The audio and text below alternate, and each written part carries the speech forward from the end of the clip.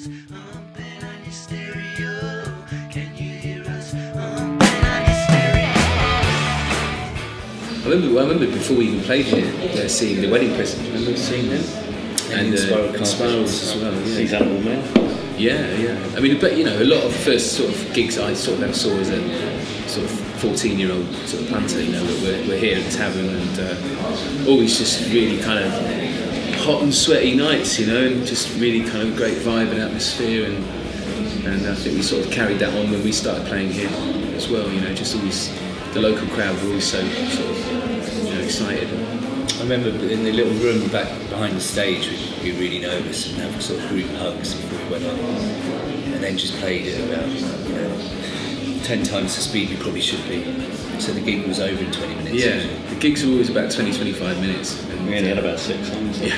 But it's weird how people were sort of happy with that in a way, and I don't know if it was something about the time. Sweaty. Sort of through the 90s, people started to play for longer, and then it sort of became like 2 hours became the norm. No, we only had 6 No, not songs. for us, but for other bands. But yeah.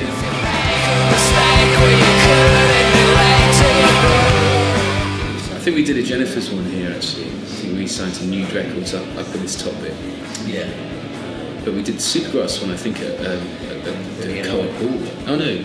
Yeah, no, I think, I remember we played here and we played a couple of gigs here, and then I think on the third gig was when we got interest from record companies.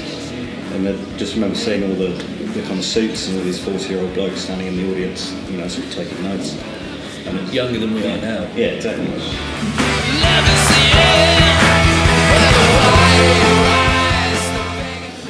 It's sort of just pretty diverse, really. I mean, I think that's the great thing about the Oxford music scene. It hasn't really changed, although it went through a little sort of period of everyone sounding like the Foals for some reason. But I think what's great about kind of Oxford is, you know, just that sort of diversity.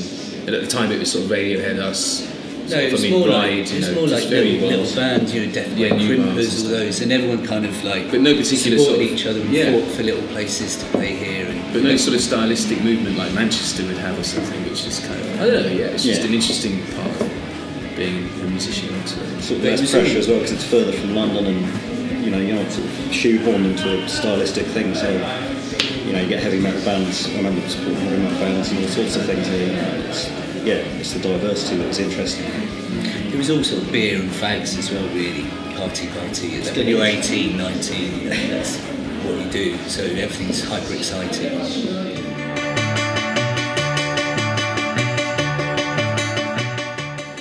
think you're just really up for working and together and playing constantly. It was just sort of always in our heads that that's what we wanted to do, really. You know, so I think if you just keep writing and kind of lived together, wrote a lot, you know, the songs just came out.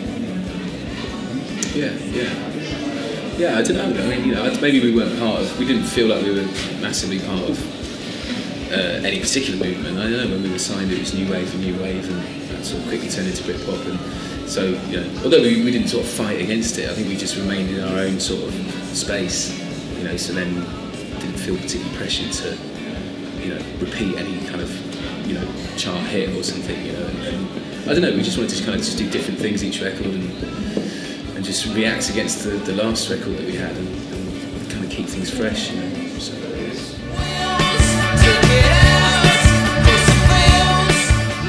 It always changed, didn't it, really?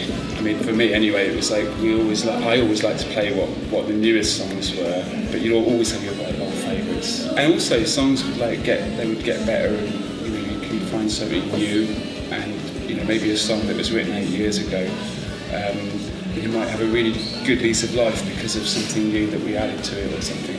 So I'd say that for me it always changed what was enjoyable to do, and that was probably quite a good thing.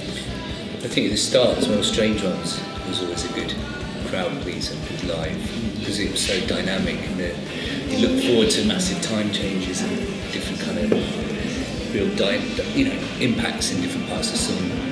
I think that was kind of a mad thing about, you know, I suppose, back in the day, in a way, you know, even sort of at any point really was that sort of feeling that even if you were having a bad show or you kind of didn't feel that great, you had this sort of handful of songs that were just kind of like, you knew everyone was just going to go nuts, and you know, I mean, it wouldn't kind of create any complacency. It's just more of like, you know, sure, I've got the flu tonight, but you know, it'll be all right. And then you can kind of have the support of these kind of great singles that just sort of lit the room up. You know, it's all these sort of great sort of memories to have.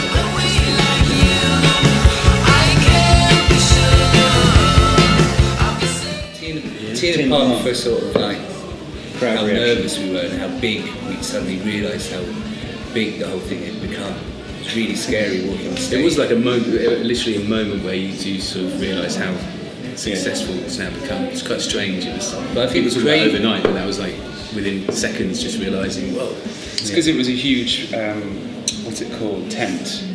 We weren't playing the main stage at that time, but everyone was trying to get in to the Supergrass show. Yeah, so it's chaos. And it was absolute chaos. And before we went on, I think it was just this wall of sound from the audience chanting for Supergrass. So that it was pretty amazing, yeah. But I think the most mental one was in Leeds one time at the cockpit, where it was just everyone was just off their tits or something at that gig. Is that one where the mixing desk moved about 3 feet backwards because the crowd were jumping It's up? just, we got loads of it on footage, didn't we? It was in the our DVD we made, but it's just like arms and legs and We were chaos. stage divers. I suppose we may as well have been in the crowd playing. It was just a sort of complete kind of mayhem. It's just like us wearing like vests and, you know, sweating like mad in little shorts and just going mad, you know. Well, not little shorts. Yeah, it wasn't very good. Speedos, hot pants.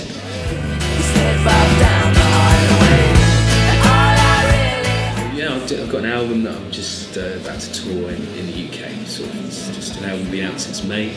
So yeah, just getting together like sort of 10, 12 dates in October, sort of starting on the 17th.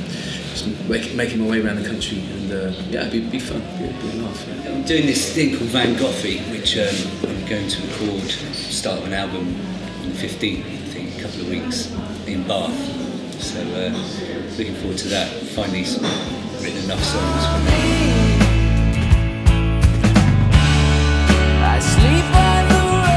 You know, I mean, it was like, you know, kind of 3 or 4 that we recorded, but I mean, yeah, you know, there was a lot of ideas and stuff, but I don't know. Quite weird going back to that. It's just sort of, it's just, I don't know, it's just there. Who knows? I don't know. It didn't. I don't see a reason for it to come out in any way, really.